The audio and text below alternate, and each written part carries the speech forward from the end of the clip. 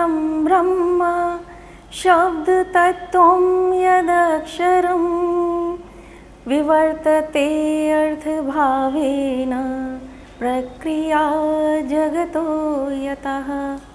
नमस्कार, मैं डॉक्टर उर्मी गौतम, प्रवक्ता संस्कृत, जेवी जैन इंटर कॉलेज सहारनपुर, कक्षा 10 विषय संस्कृत के अंतर्गत आप सभी विद्यार्थियों का अभिनंदन करती हूँ। प्यारे विद्यार्थियों, आज हम विषय संस्कृत में व्याकरण के अंतर्गत विसर्ग संधि का अध्ययन करेंगे। प्यारे विद्यार्थियों, विसर्ग संधि शुरू करने से पहले उससे पूर्व की आवश्यक बातों को हम पुनः स्मरण कर लेते हैं। हमने पांचों वर्गों को भली भांति समझा हुआ है। क वर्ग क ख ग घ ङ, च वर्ग च छ ज झ य, ट वर्ग ट ठ ड ढ ण, त वर्ग त थ द ध न, प वर्ग प फ ब भ म। 14 माहेश्वर सूत्र भी हमें पता है। अयुण रिलरिक एओं अयोच हैवरट लण यम गणनम झवे घटदश जब गडदश ख फ छ ठ थ चट तब कपे शससर और हल। इसके अतिरिक्त इन्हीं माहेश्वर सूत्रों से बने 42 प्रत्याहारों को भी हम भली प्रकार से जानते हैं। प्यारे विद्यार्थियों, अब संधि किसे कहते हैं हमें ये भी पता है कि दो वर्णों की अत्यंत निकटता के कारण उनमें जो मेल होता है उसे हम संधि कहते हैं। संधि जो है वो संहिता की होती है, परः सन्निकर्ष संहिता, और संहिता का अर्थ है जो अत्यधिक निकटता होती है वर्णों में वो संहिता कहलाती है, और उसी के कारण जो वर्णों में मेल होता है वह संधि कहलाती है। प्रिय विद्यार्थियों, हम संधि के 3 मुख्य भेद भी जान चुके हैं, स्वर संधि, व्यंजन संधि और विसर्ग संधि। स्वर संधि में हमने कई भेद भी जाने थे, अयादि संधि, दीर्घ संधि, यण संधि इत्यादि। इसी प्रकार से व्यंजन संधि के अंतर्गत भी हम इष्टुत्व संधि, इष्टुत्व संधि, जष्ट संधि, चर्त संधि, अनुस्वार संधि आदि को हम भली भांति अध्ययन कर चुके हैं। तो आज हम विसर्ग संधि का अध्ययन करेंगे। आज हम जिन बिंदुओं को इस अध्याय में जानेंगे वे इस प्रकार हैं। हम सबसे पहले विसर्ग संधि की परिभाषा को जानेंगे, और विसर्ग संधि के अंतर्गत जिन सूत्रों को आज हम पढ़ेंगे वे सूत्र हैं विसर्जनीयस्य सह, ससजुषो रुः, अतो रोर पुलुताद प्लुते और हशिचा। प्यारे विद्यार्थियों, ये जो सूत्र हैं ये महर्षि पाणिनि कृत अष्टाध्यायी से उद्धृत हैं संधि प्रकरण के अंतर्गत। अब सबसे पहले हम विसर्ग संधि शुरू कर रहे हैं। इसकी परिभाषा इस प्रकार है, जब विसर्ग के साथ स्वर या व्यंजन मिलने से विसर्ग में कोई विकार होता है उसे विसर्ग संधि कहते हैं। कि जब विसर्ग होंगे और विसर्ग के बाद कोई भी स्वर होगा या व्यंजन होगा तो उसके मिलने से विसर्ग में जो परिवर्तन होगा वह विसर्ग संधि कहलाती है। और जो विसर्ग होते हैं वो ये जो 2 बिंदु लगे होते हैं किसी भी स्वर या व्यंजन के स्वर के आगे, वह 2 बिंदु ही विसर्ग कहलाते हैं। उदाहरण है इसका रामः धन चलति।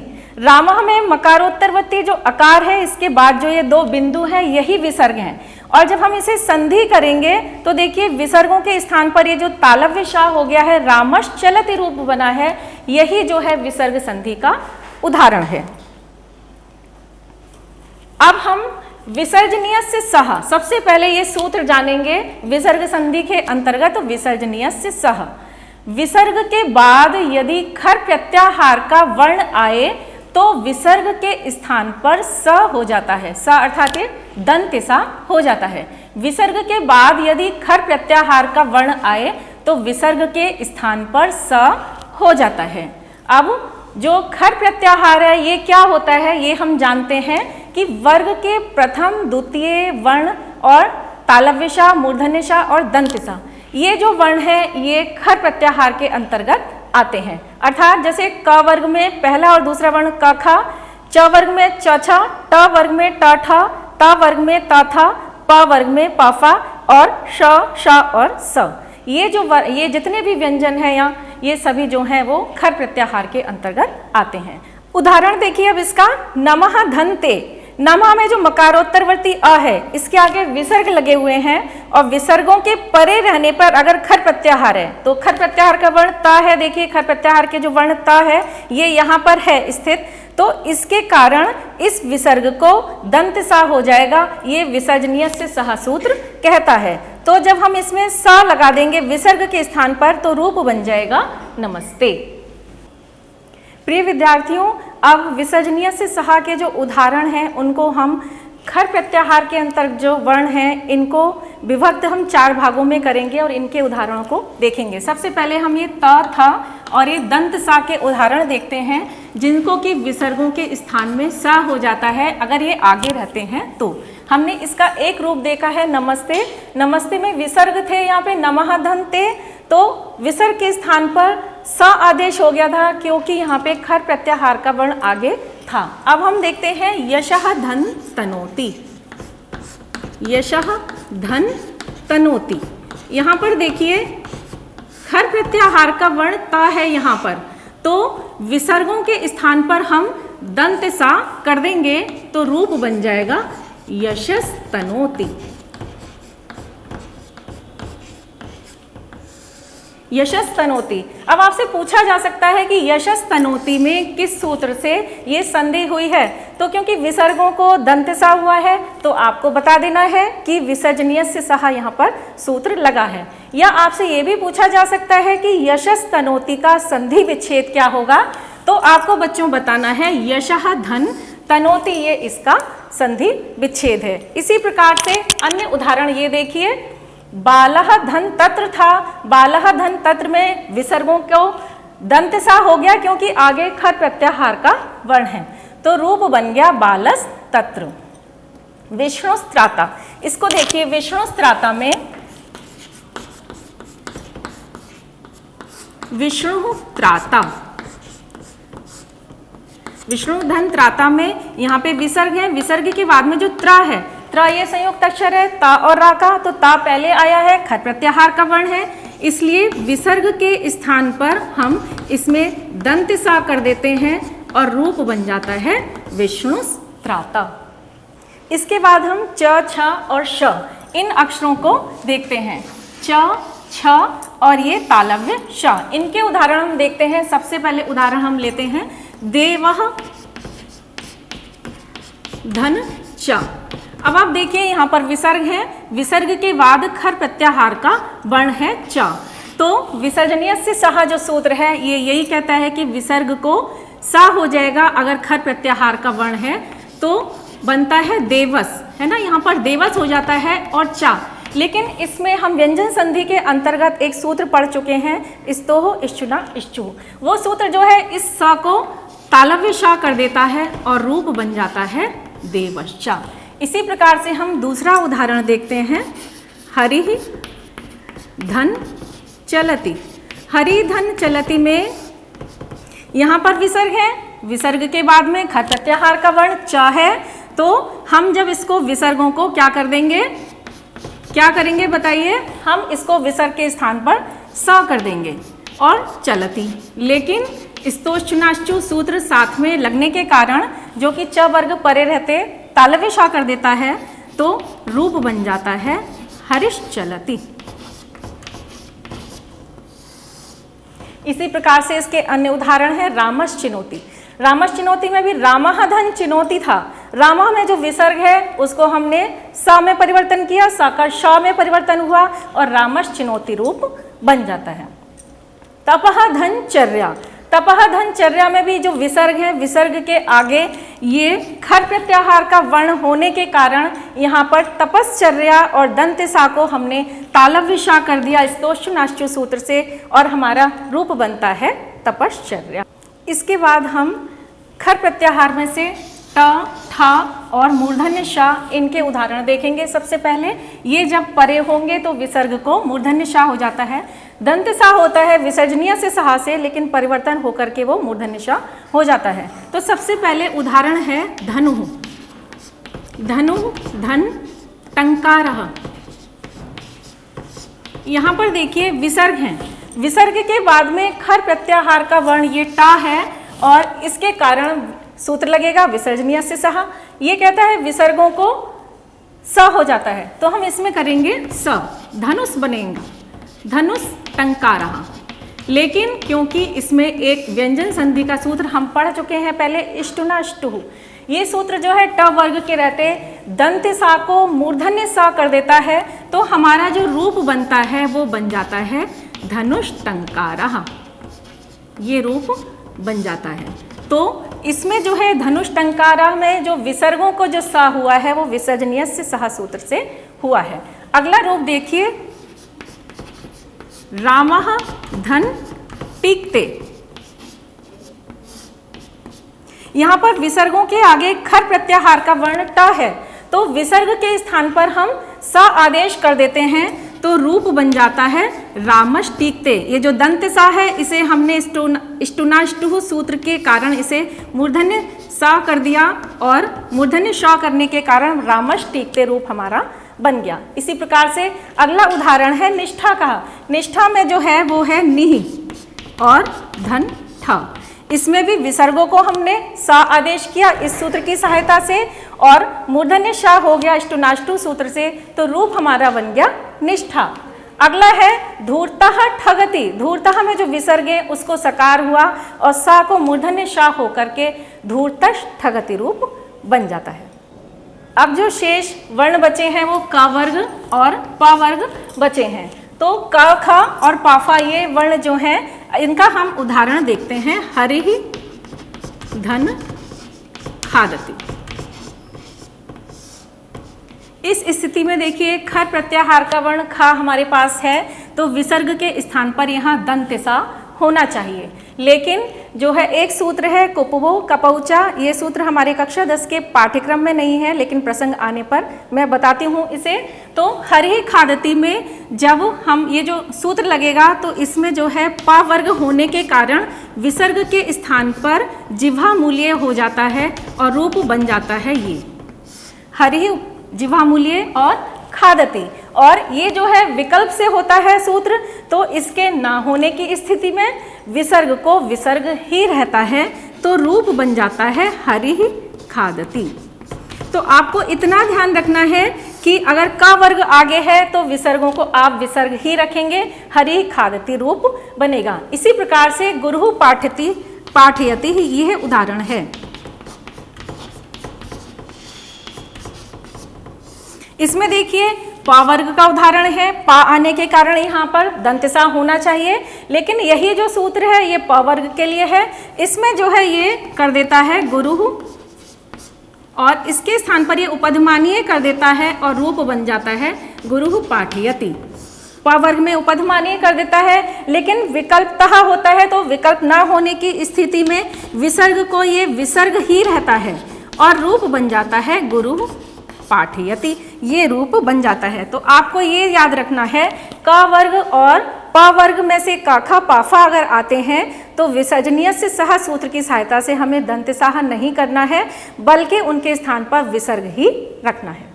बच्चों अभी हमने विसर्जनीयस्य सः ये सूत्र पढ़ा जो कि विसर्ग के स्थान पर स करता है, इसलिए उसे सत्व संधि भी कहते हैं।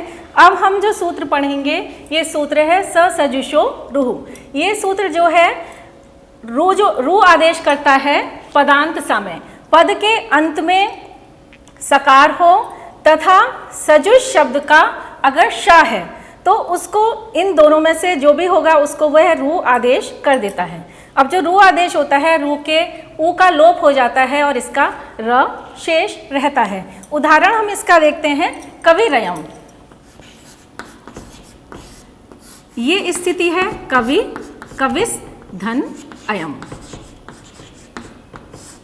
अब देखिए यहाँ पर कविस्, कविस् में जो ये सा आया है, ये सा जो है सु और जस अम और शस ताभ्याम भिस इत्यादि 21 प्रत्यय हैं जो कि हमें पद बनाने के लिए हम इनका प्रयोग करते हैं। तो प्रथमा एक वचन में हम कवि शब्द से सु प्रत्यय लगाते हैं और सु में ऊ की संज्ञा लोप हो जाती है, तो बचा स। अब जो है इसकी हम सुप्तिगंतम पदम से पद संज्ञा कर देते हैं। ये सूत्र कहता है कि सुप प्रत्यय जहां भी आएंगे तो सुप तिङंतम पदम से उसकी पद संज्ञा हो जाएगी। तो क्योंकि हमने सुप प्रत्यय लगाया है तो इस पूरे की कविस की जो है पद संज्ञा हो गई। अब सूत्र कहता है कि पद के अंत में अगर सकार है तो ये पदांत हो गया सा, ये वाला सा अब जो है ये पदांत हो गया क्योंकि ये पूरा पद है। तो इस सा के स्थान पर हम ये रू आदेश कर देंगे। कौन से सूत्र से? स सजुषोरु सूत्र से। तो स्थिति क्या होगी देखिए, कवि रू और धन अयम। अब रू में जो ऊ है इसका इस संज्ञा लोप हो जाता है और शेष बचता है कविर धन अयम। इसे जब हम र आ में मिलेगा तो रूप बन जाएगा कविरयम। तो कविरयम में जो ये रेफ है, ये रेफ जो है इसी सस जुषोरु सूत्र से आया है क्योंकि रू था, रू का रा शेष रहा तो ये संधि है। इस संधि को हम उत्त संधि भी कहते हैं। अब इसका हम अगला उदाहरण देखते हैं, भानु रुदेति। तो इसमें भानुस है शब्द और आगे है उदेति।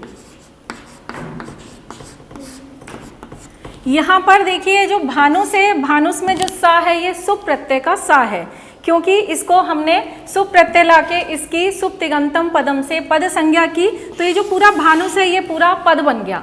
अब पद के अंत में क्योंकि ये दंत सा है तो दंत सा को हम इस स सजुषोरु सूत्र से इसके स्थान पर रू आदेश कर देते हैं। तो बनता है भानुर, भानु रू और उदेति। अब हमने रू में जो ऊ है इसकी इस संज्ञा लोप कर दिया और रूप बन गया हमारा भानुर उदेति। अब इसे जब हम मिलाकर लिखते हैं तो बन जाता है भानु रुदेति। ये प्रयोग हमारा बन जाता है। इसमें भानु रुदेति में जो सूत्र लगा है, जो रू हुआ है, ये स सजुषोरु सूत्र से हुआ है। रू होने के कारण इसे हमने रुत्त संधि भी कहा है। अगला उदाहरण है गौ अयम। गौ अयम में भी जो गौ में जो विसर्ग है वो जो सु प्रत्यय लगा है गौस अयम है। सा के स्थान पर हमने रू आदेश किया, रू का र शेष रहा तो रूप बन गया गौरयम। अगला जो उदाहरण है वो है अब सजुष शब्द का। हमने जो अभी उदाहरण देखे ये पदांत सा के उदाहरण देखे हैं लेकिन इसमें एक शब्द सजुष भी आया है, इसका हम उदाहरण देखते हैं। ये जो सजुष शब्द है सूत्र कहता है कि सजुष शब्द के शकार को, इस शकार को जो है रू आदेश हो जाएगा तो हम इसे रू आदेश कर देते हैं। इस शकार के स्थान पर हमने रू आदेश कर दिया। अब रू आदेश करने के बाद इसका शेष क्या बचा? ऊ की इस संज्ञा लोप हो गई उपदेशे जनुनासिक इससे, तो शेष बचा र। अब र को हम विसर्ग कर देते हैं। एक सूत्र है खर वसानयोर विसर्जनिया, वो कहता है कि अवसान में या खर प्रत्याहार का वर्ण आगे आएगा तो विसर्गों को रा को विसर्ग हो जाते हैं। तो यहाँ पे अवसान है इसलिए इस रा को हमने विसर्ग कर दिया और रू बन गया हमारा सजु। प्यारे बच्चों अब हम अगला सूत्र पढ़ते हैं, एकाग्रचित्र होकर पढ़िएगा। सूत्र है अतो रोर प्लुताद प्लुते। ये जो है पाणिनीय अष्टाध्यायी के छठे अध्याय के प्रथम पाद का 113वां सूत्र है और इसको हम उत्त संधि भी कहते हैं। ये सूत्र का अर्थ है कि अपलुत अर्थात ह्रस्व आ अगर है और उसके बाद में रू है, अर्थात रू से पहले अगर ह्रस्व आ है और रू के बाद भी अगर ह्रस्व आ है तो रू के स्थान पर ऊ आदेश हो जाता है। ह्रस्व आ के बाद रू है और रू के बाद ह्रस्व आ है, अर्थात रू से पहले ह्रस्व आ और रू के बाद भी ह्रस्व आ। तो इस स्थिति में रू को जो है वो ऊ आदेश हो जाता है। सूत्र कहता है अतो रोर प्लुताद प्लुते। अब इसका हम उदाहरण देखते हैं। शिवस धन अर्च्या। यहाँ पर देखिए शिवस को जो है हमने रू आदेश किया है, शिव रू, ये स्थिति है अर्च्या। शिव रू ये स्थिति है अर्च्या। अब इसमें देखिए रू से पहले वकारोत्तरवर्ती आ है, ह्रस्व आ है ये भी, और रू के बाद में अर्च्या का आ है।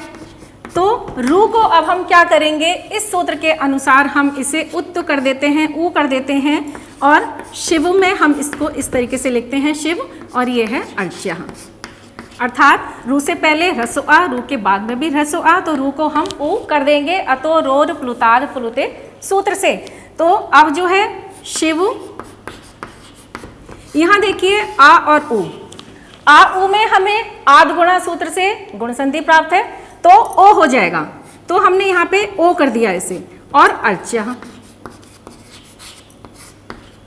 अब इसे जब मिलाएंगे तो शिवोर्च्य रूप बन जाता है। इसमें भी जो है हमें पूर्व रूप संधि प्राप्त है एंगा पदांतादति सूत्र से, जो कि पूर्व रूप कर देता है, तो बन जाता है शिवोर्च्य, ये रूप बन जाता है। और ये सूत्र लगता है इसमें अतोरोर प्लुताद प्लुते, ये सूत्र लगता है। अगला उदाहरण हम एक और देखते हैं, रामस अपि। इसमें जो सा है इसे हम रू आदेश करेंगे,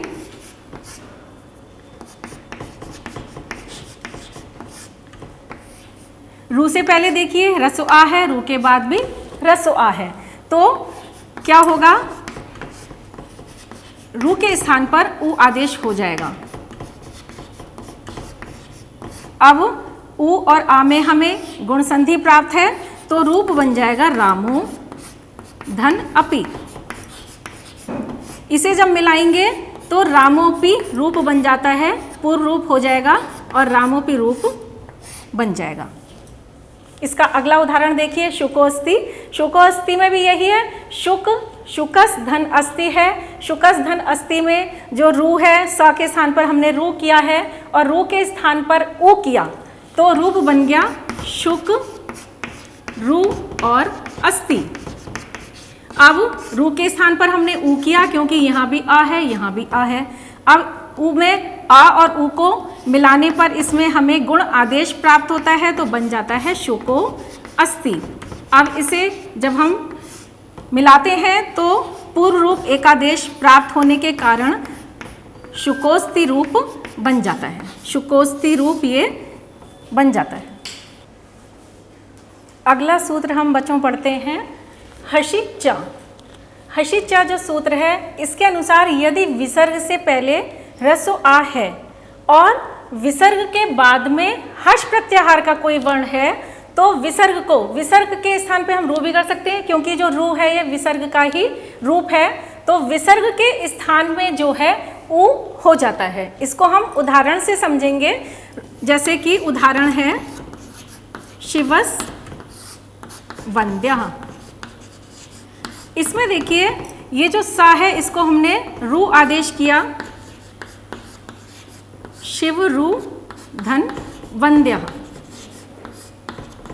अब देखिए रू से पहले वकारोत्तरवर्ती अ ह्रस्व आ है और रू के बाद में जो है हर्ष प्रत्याहार का वर्ण होना चाहिए। प्यारे विद्यार्थियों, हर्ष प्रत्याहार के जो वर्ण हैं वो हैं वर्गों के तीसरे, चौथे, पांचवें वर्ण और य व र ल ह, यानी कि क वर्ग का ग घ ङ, च वर्ग का ज झ य, ट वर्ग का ड ढ ण, त वर्ग का द ध न, प वर्ग का ब भ और म। इसके अतिरिक्त य व र ल ह ये जो है हर्ष प्रत्याहार के वर्ण कहे जाते हैं। तो अगर रू के बाद में हर्ष प्रत्याहार का वर्ण है, वा है देखिए, तो हम इस रू को ऊ कर देते हैं, उत्त हो जाता है ये। तो स्थिति होती है शिव ऊ और वंद्यः। अब इसमें भी हमें आ और ऊ, यहाँ पे क्योंकि ह्रस्व आ है और यहाँ ऊ है, इन दोनों में हमें ओ गुण आदेश प्राप्त है, तो हम कर देंगे इसे। तो क्या रूप बन जाएगा, शिवो और वंद्या, ये है ही शिवो वंद्यः, ये रूप हमारा सिद्ध होता है। इसका हम एक उदाहरण और देखते हैं, मेघो गर्जति। मेघस धन गर्जति। इसमें देखिए मेघ रू, सा को हमने रू आदेश किया है और गर्जति। अब देखिए यहाँ पर ये जो रू है, रू से पहले सूत्र कहता है कि ह्रस्व आ आना चाहिए, तो घा में जो आ है ये ह्रस्व आ है और ग जो है हर्ष प्रत्याहार का वर्ण होना चाहिए। वर्ग का तीसरा वर्ण ग है, क वर्ग का तीसरा ग है, तो हर्ष प्रत्याहार होने के कारण रू के स्थान पर हम क्या आदेश करेंगे, ऊ आदेश। तो बन जाता है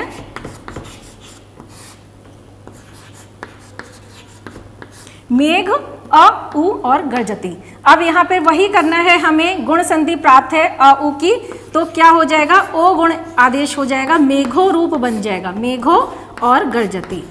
तो हसी च सूत्र से हमें जो है मेघो गर्जति रूप की प्राप्ति होती है। अगला उदाहरण है मयूरो नृत्यति। यहाँ भी जो है मयूरहा है, विसर्ग जो है, विसर्गों को हमने जो है उत्तो कर दिया, क्योंकि आगे जो न है ये हर्ष प्रत्याहार का वर्ण है, वर्ग का अंतिम वर्ण है, तो ये हर्ष प्रत्याहार का वर्ण होने के कारण विसर्ग को हमने ऊ किया, और यहाँ पे र में जो आ है और ऊ, इसको एक गुण आदेश हो गया ओ, तो बन गया मयूरो। तो मयूरो नृत्यति जो रूप है वो इस तरीके से सिद्ध होता है। आइए अब कुछ अभ्यास प्रश्न करते हैं। प्रश्न है कि विसर्ग के बाद यदि खर प्रत्याहार का वर्ण आए तो विसर्ग के स्थान में क्या आदेश होगा। विसर्ग के स्थान में क्या आदेश होगा अगर खर प्रत्याहार का वर्ण आए। हमने सूत्र पढ़ा था विसर्जनीय से सहा, वो क्या आदेश करता है, सा आदेश करता है। इसी प्रकार से प्रश्न नंबर 2 है आपके लिए, नमः धनते, इसका संधि रूप क्या होगा। इसमें देखिए विसर्ग है और विसर्ग के बाद में खर प्रत्याहार का वर्ण है, तो क्या रूप होना चाहिए, विसर्ग में दंत सा हो जाता है विसर्जनीय से सहा सूत्र से, तो रूप बन जाता है नमस्ते। अगला प्रश्न, कविरयम में किस सूत्र से संधि हुई है। देखिए इसमें रेफ आया है, रेफ किससे आता है, रू किससे आता है, सस जुशोरु से आता है, तो सस जुशोरु रूप जो है इसका जो सूत्र है ये इसमें आएगा। अगला प्रश्न है, रू से पहले तथा बाद में ह्रस्व आकार आने पर रू को क्या आदेश हो जाता है। तो अतो रोर प्लुताद पुलुते सूत्र कहता है कि रू को उ आदेश हो जाता है।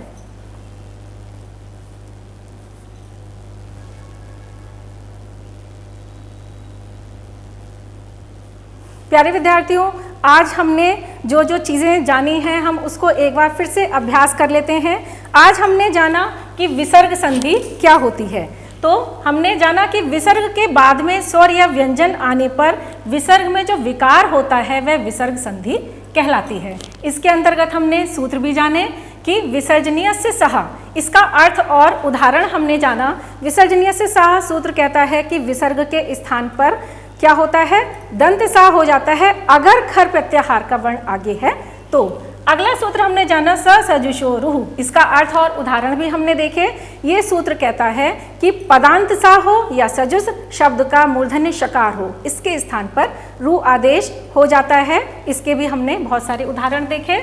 अगला सूत्र है अतो रोर पुलुताद पुलुते, इसका अर्थ था कि अगर रू से पहले ह्रस्व आ है और रू के बाद भी ह्रस्व आ है तो उस रू को जो है उत्त हो जाता है, ऊ हो जाता है।